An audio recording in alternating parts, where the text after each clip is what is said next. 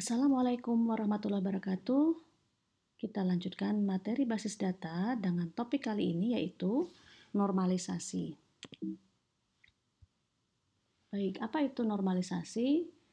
Pada materi sebelumnya kita sudah mempelajari bagaimana merancang database yaitu dengan menggunakan model data ER atau Entity Relationship.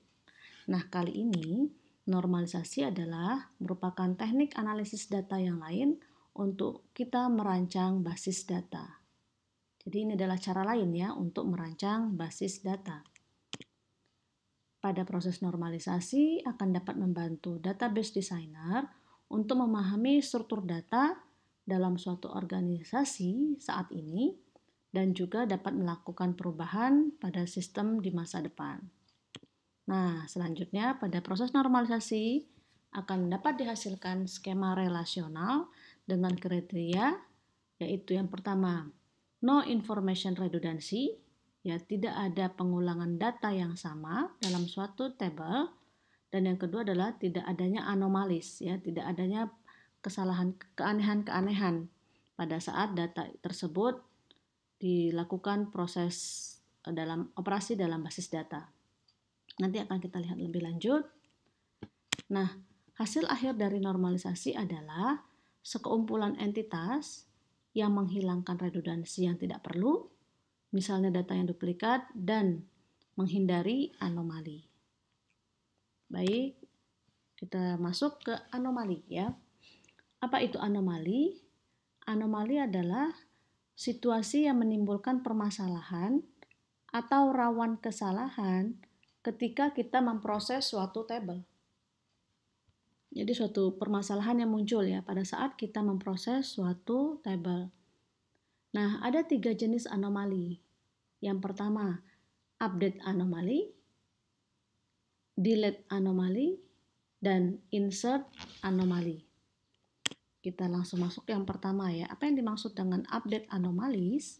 Nah, update anomalies adalah merupakan kesalahan yang terjadi ya, kesalahan yang muncul ketika satu atau beberapa instan data duplikat diupdate. Tetapi tidak semuanya terupdate. Nah, jadi ini adalah merupakan suatu kesalahan. Ya, karena ada data duplikat yang kemudian diupdate, namun kemudian ternyata tidak semuanya terupdate. Nah, ini adalah yang dikatakan sebagai anomali ya. Jadi tidak semua terupdate. Nah, kita lihat contoh. Seperti apa yang dimaksud dengan update anomali? Di sini ada satu tabel yang merupakan isian data siswa yang ada dalam suatu lembaga bimbingan belajar ya, bisa dikatakan seperti itu. Ada student number, ada course number, ada student name, ada address, ada course. Jadi ini adalah nomor studentnya, ini adalah course number yang diikuti, nama siswanya, alamatnya, dan course-nya ya.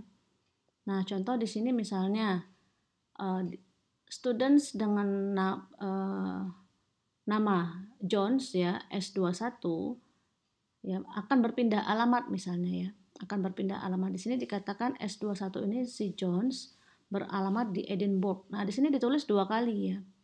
Di sini ditulis 2 kali. Jadi, jika kemudian kita akan mengupdate ya, mengupdate data alamat si Jones, maka data alamat Jones pada baris ke-1 dan ke-2 ini harus diupdate semua. Nah, update anomali itu adalah suatu kesalahan yang muncul ketika pada saat kita akan mengupdate satu data, maka tidak semuanya terupdate. Nah, jadi kalau kondisi seperti ini, ya, kalau kondisi seperti ini bisa jadi yang diupdate hanya satu baris, ya, hanya baris yang pertama ini.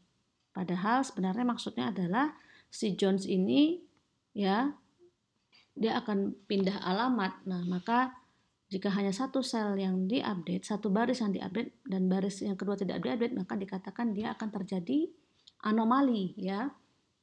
Kenapa di Jones yang pertama diupdate, yang kedua kok tidak diupdate ya, sehingga datanya menjadi berbeda.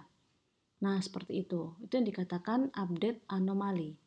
Nah, proses normalisasi ini adalah bagaimana kita bisa merancang data atau tabel agar tidak terjadi update anomali ya. Jadi maka ini tidak boleh terjadi seperti ini. Ya, tidak semuanya terupdate. Oke, itu update anomali. Kemudian delete anomali adalah suatu kesalahan terjadi ketika atribut tertentu hilang karena menghapus atribut lainnya. Ya. Oke, kita lihat contoh. Nah, sama contohnya dengan yang tadi ya. Apabila siswa dengan student number S30 nih misalnya ya. Student number 30 meninggalkan course. Jadi si Richard ini ternyata dia keluar ya. Si Richard ini kemudian dia keluar. Maka ini harus dihapus begitu ya. Ini harus dihapus. Jadi baris ke-4 dan ke-5 ini akan dihapus, akan di-delete. Maka dengan data yang seperti ini bisa kita katakan bahwa seluruh informasi terkait course math dan computing akan hilang. Ya, jadi kalau tabelnya seperti ini dan kita menghapus salah satu baris, ya, dua baris ini si Richard ini karena dia sudah selesai ya keluar dari bimbingan belajarnya, maka karena di sini ada data course ya, ada data course computing and math, maka ikutan terhapus ya, ikut terhapus. Maka artinya ini tabelnya belum normal. Ya, tabelnya belum normal karena pada saat satu record dihapus ya, pada saat kita menghapus satu baris ada atribut tertentu yang hilang. Ya, jadi ini ternyata atribut course ini jadi hilang. Padahal ini sebenarnya adalah merupakan juga data course yang ada di bimbel tersebut misalnya seperti itu. Oke, jadi seperti itu ya. Nah, ini yang dikatakan delete anomalies. Selanjutnya ada insert anomalies adalah kesalahan yang terjadi ketika atribut tertentu dimasukkan ke dalam database tanpa adanya atribut lainnya. Nah, ini adalah kebalikan dari delete anomali ya. Jadi dengan contoh yang sama, kita tidak dapat menambahkan suatu course baru. Jadi misalnya nih kita akan menambahkan satu course baru ya. Misalnya course-nya adalah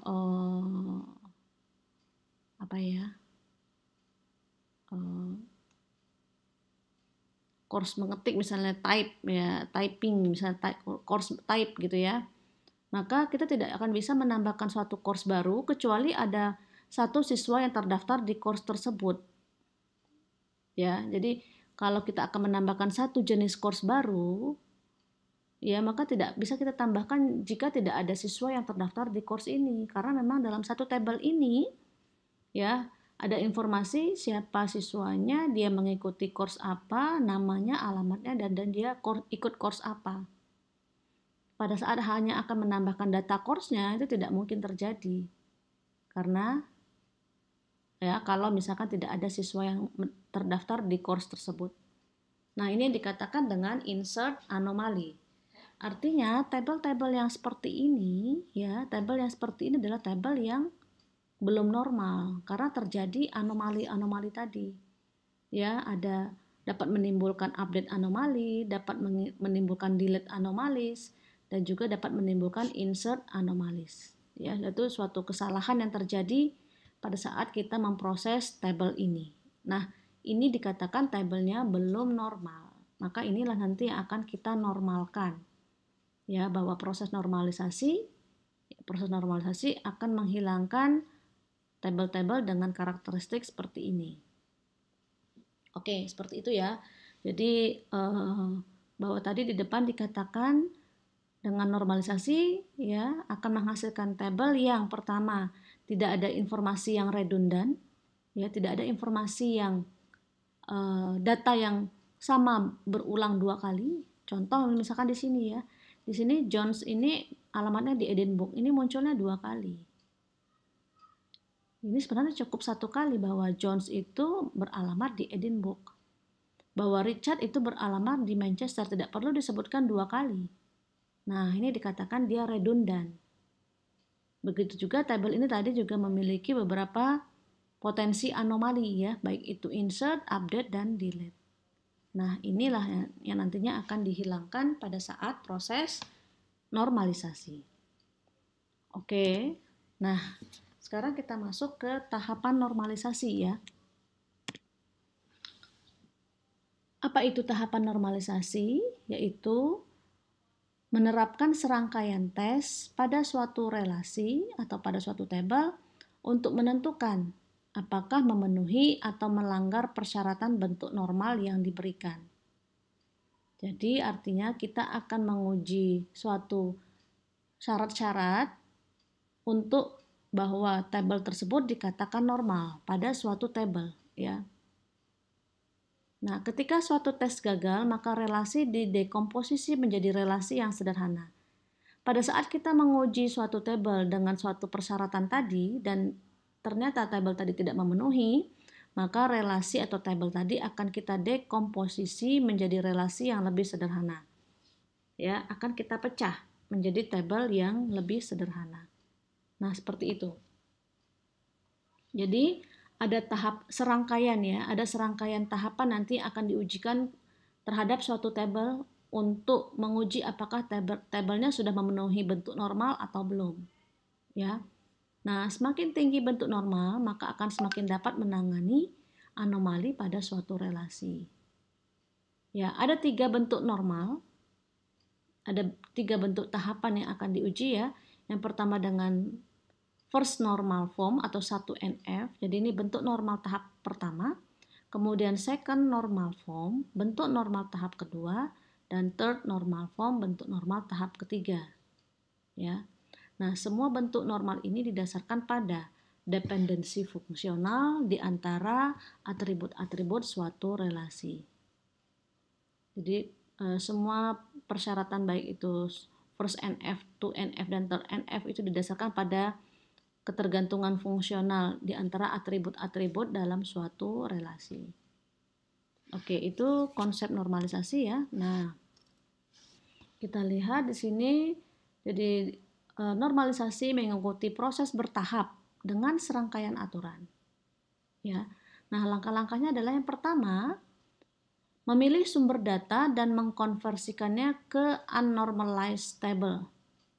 Jadi jika kita dihadapkan pada suatu data, maka kita coba mengkonversikan data-data tadi ke dalam bentuk yang tidak normal atau dikatakan dia UNF ya, unnormalized normal form, bentuk yang belum normal ya, unnormalized. Ini step pertama. Step yang kedua, kita mengubah bentuk UNF menjadi first normal form. Jadi dari tabel yang awal kita ubah menjadi bentuk normal tahap pertama. Step ketiga kita lanjutkan untuk mengubah first normal form menjadi second normal form atau dikatakan memenuhi bentuk 2NF. Dan tahap keempat mengubah 2NF menjadi 3NF. Ya. Nah, terkadang data masih dapat mengalami anomali pada third normal form. Apabila hal ini terjadi, maka transformasi mungkin harus dilakukan lebih lanjut, yaitu mengubah 3NF menjadi, ya, jadi dari 3NF ini diubah lagi menjadi BCNF namanya, Boyce Codd Normal Form, kemudian BCNF diubah lagi menjadi fourth normal form, dan yang terakhir mengubah 4NF menjadi fifth normal form. Nah, yang akan kita pelajari saat ini adalah hanya sampai pada memenuhi bentuk normal tahap ketiga. Oke, seperti itu ya. Baik, ini untuk rekaman pertama terkait normalisasi. Selanjutnya akan kita lanjutkan pada rekaman berikutnya untuk contoh proses normalisasi. Terima kasih.